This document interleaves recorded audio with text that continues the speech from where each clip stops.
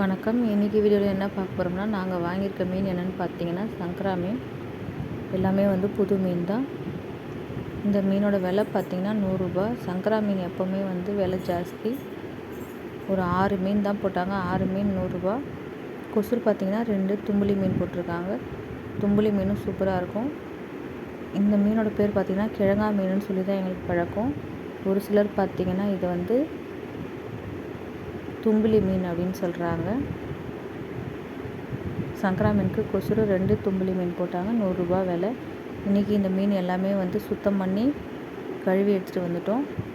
இந்த மீனில் இன்றைக்கி நாங்கள் மீன் குழம்பு தான் வைக்க போகிறோம். சங்கரா மீன் குழம்பு எப்போவுமே நல்லாயிருக்கும். இன்றைக்கி எங்கள் வீட்டில் மீன் குழம்பு தான். மீனெல்லாம் கட் பண்ணியே வாங்கிட்டு வந்ததுனால ஈஸியாக கழுவி எடுத்துகிட்டு வந்துட்டோம். சங்கரா மீன் குழம்பு பார்த்திங்கன்னா சூப்பராக இருக்கும்.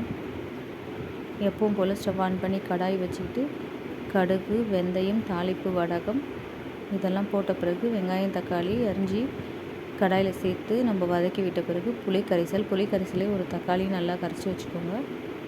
புளி கரைசலை சேர்த்துட்டு உப்பு, மிளகாய்த்தூள் போட்டால் குழம்பு முடிஞ்சிடும். நல்லா கொதித்து சுண்டி வந்த பிறகு மீனை சேர்த்துருவோம்.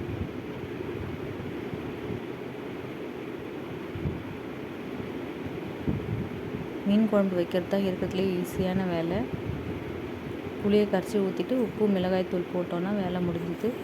இது நல்லா கொதித்து சுண்டி வந்ததும் நம்ம மீனெல்லாம் சேர்த்துருவோம். சங்கரா மீன் குழம்பு எப்போவுமே சூப்பர்.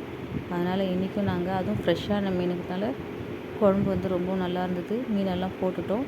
நல்லா திக்காக சுண்டி வந்ததுக்கப்புறம் ஸ்டவ்வை ஆஃப் பண்ணிட்டோம். ரொம்ப சூப்பராக இருந்தது சங்கரா மீன் குழம்பு. அவ்வளோதாங்க. இன்றைக்கி நாங்கள் சங்கரா மீன் குழம்பு தான் எங்கள் வீட்டில். ரொம்ப சூப்பராக இருந்துச்சு. நீங்களும் சங்கரா மீன் கிடைக்கும்போது குழம்பு வச்சு சாப்பிட்டு பாருங்கள். ரொம்ப நல்லாயிருக்கும்.